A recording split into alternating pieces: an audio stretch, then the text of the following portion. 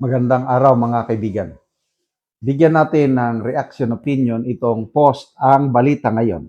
Title, I feel sorry for Congressman Martin Romualdez. Ito ang reaksyon ni Cavite 4th District Representative Kiko Barsaga sa lumabas na video statement ni dating House Speaker at Leyte 1st District Representative Martin Romualdez. So ito ang pahayag ni Barsaga. I feel sorry for Martin Romualdez.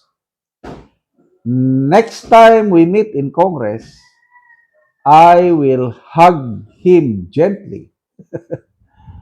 Then softly whisper in his ear, don't worry, as long as your cousin, President Marcos, is in Malacanang, nothing bad will ever happen to you. Sutil. Pag Martin Romualdez is above the law. Sabi pa niya. Ayon, ang nasabing pahayag ay lumabas sa gitna ng mga isyong kinakaharap ni Romualdez. Kabilang ang mga investigasyon sa umano'y irregularidad sa flood control projects at usapin ng posibleng pag-freeze sa kanyang mga ari-arian.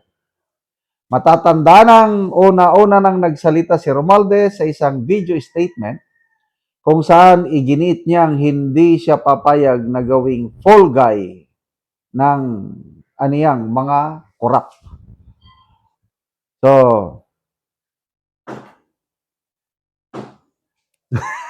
yeah, yayakapin. Bago,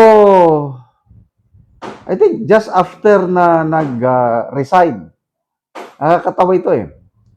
Si Barsaga lang ang matapang na kongresista na nagsalita laban kay Romualdez. Nung kalakasan pa ni Romualdez, hindi pa siya nag-resign. Talagang lantaran niyang sinabi na imbestigahan niyo si Romualdez. Dahil imposibleng wala siyang kinalaman sa anomalyang ito. That was last year.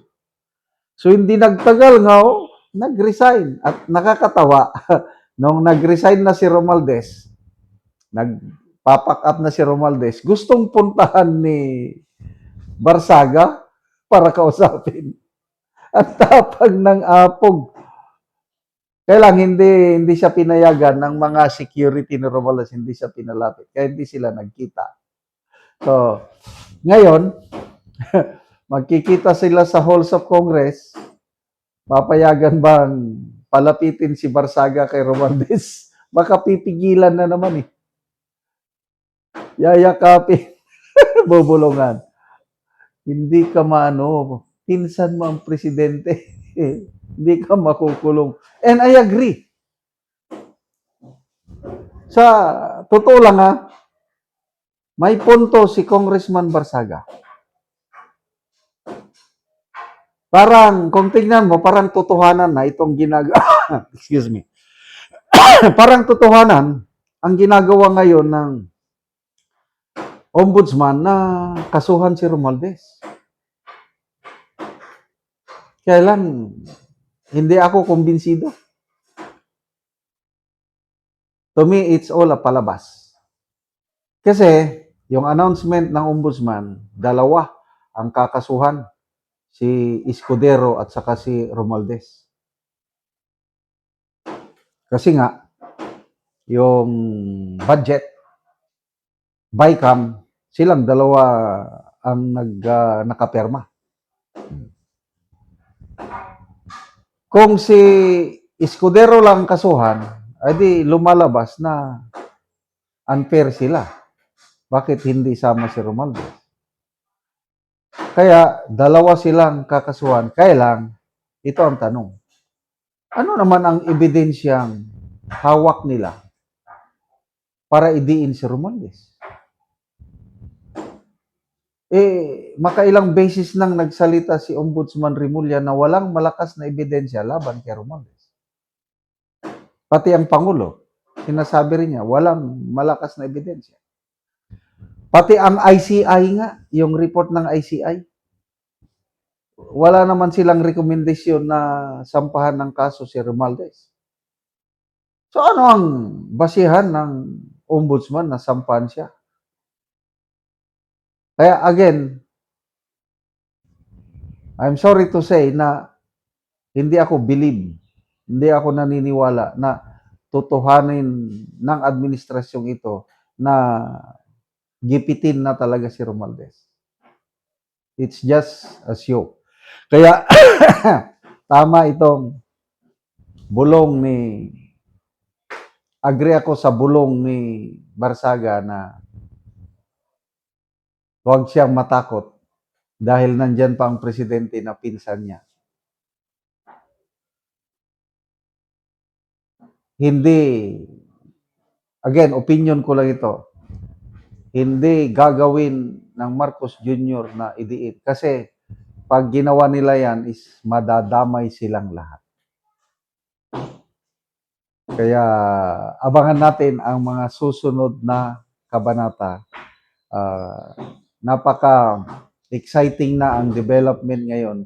Lalo na yung i-connect natin yung napapabalita na nahuli na nila si Saldico at pauwi na in 3 weeks time.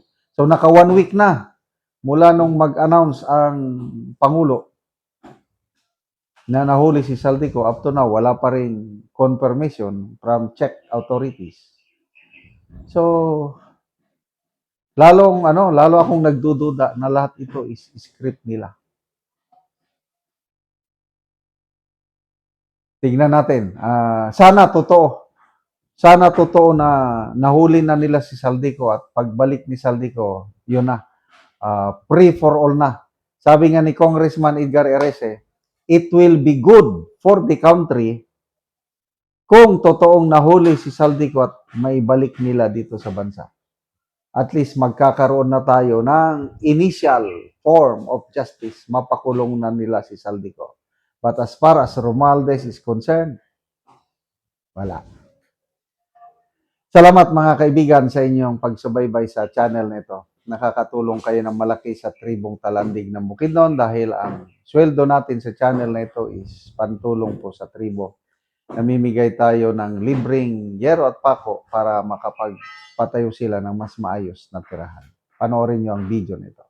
Karon mo na nag-atop sa natagaan na mong gero, so mag-atop na din siya karon.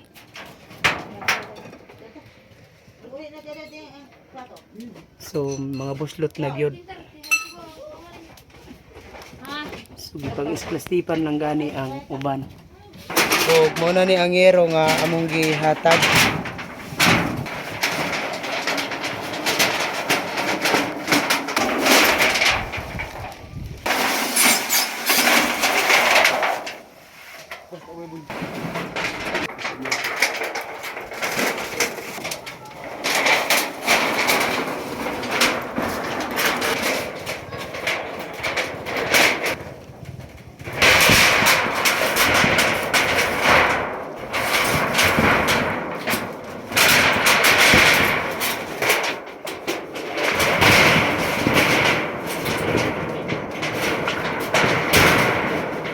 O karon humanagid sa pag-atop ang among ginahatag nga yero. So napulihan na gyud tong mga buslot na nga ilang atop ganina. So maayo na gyud nga tan-awon. Maingod ko sa tanan. Ako dako kaayo ko pasalamat unang-una, ako pasalamat sa Ginoo nga dunay tawo nga instrumento nga iyang gihimo nga isip ako usa nga nagkinahanglan iya kong natabangan og ako manghinaot nga daghan pang mga sama nako nga nagkinahanglan nga mahatagan gihapon. Daghang salamat. So pila na dito ka tuig ang imong atop nga yero nga buslot na? Almost 11 years. 11 years. Sa nga naman sa 11 years wala gid ka nakapuli og atop para lang unta mapulian. Tungod sa kalisod nga ang pagkaon ra gyud mo ay among afford nga mo'y among masiguro gyud nga bisan og nagkabuslot ng ang among atop na dili gyud na mapulihan tungod kay pagkaon man gyud ang among ma-priority. So salamat kaayo.